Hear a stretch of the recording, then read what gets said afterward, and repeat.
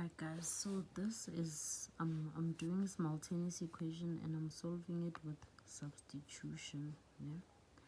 And then I'm also gonna make a video with elimination for those ones who want elimination.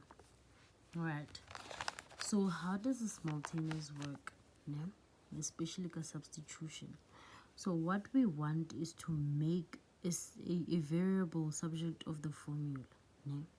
But then we want a variable that's easy to make as the subject of the formula. So we do not want to have x as a subject of the formula because it's a fraction. For example, let me show you. Finally, 2x plus y is equal to 12.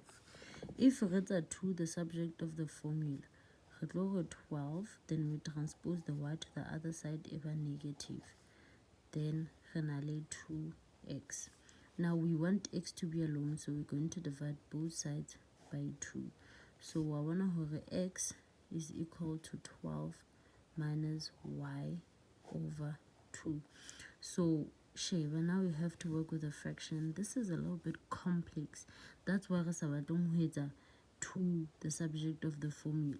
But if we read the y subject of the formula, y is equal to transpose a 2 to the other side, then ever minus 2x. So it's easier to work with than when you have something like this. Imagine now you have to substitute this into another equation. That's why we prefer to make it into y subject of the formula. You can choose to make this y the subject of the formula. It depends on which equation you want to work with. Yeah? Alright, so how do we go on about this? Now we need to make y subject of the formula, whether you choose equation 1 or equation 2, because it's easy to work with y because it's not complex. About complex because we have to divide. So now I'm going to choose equation 1 and I'm going to make y the subject of the formula. So y is equal to 12 minus 2x. Now this is going to be my equation number 3 because I'm making a new equation by making y the subject of the formula so that I can solve for x. Right, so now since y is equal to this, we want to substitute our equation in, meaning in the place of y we want to put this so that x, because the moment we still have x and y in the same equation, it becomes a problem. That's why we're going to substitute our equation number 3 into equation number 2. The reason why I'm choosing number 2 is because we used equation 1 to make equation 3. So if you have to put it back into that, you're going to actually have design problem design, and it might cancel out, which is a problem. So we don't want to use equation number 1 because we already used it to make a formula. So now we are taking our equation number 3 and we're substituting into equation number 2 because we will solve for x. So equation number 2, it's written like this: y equals to 21. So now it's a y get this thing, meaning wherever we see y, we're going to put this.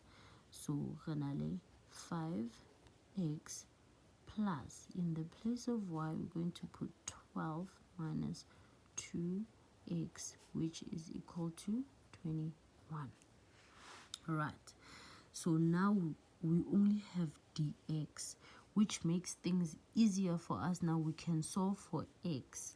Right, so how would we solve for this? We have 5x plus, it's like the positive multiplies inside the bracket, it distributes, but obviously it won't change the signs, hence we can just write it like this, equal to 21. Now the x is on one side, so I have 5x minus 2x, then 20y. I'm going to transpose the 12 to the other side, which changes the sign to be a positive. Then 5 minus 2 is equal to 3x, and 21 minus 12 is equal to 9. So I'm going to divide both sides by 3. Divide both sides by 3. X is equal to 3 goes into 9 3 times. So this is what I'm finding as my x value. Now x, that's why I can substitute my x into any equation, meaning in the place of x I can put 3 so that I can get y. In the place of x I can put 3 so that I can get y. Wow.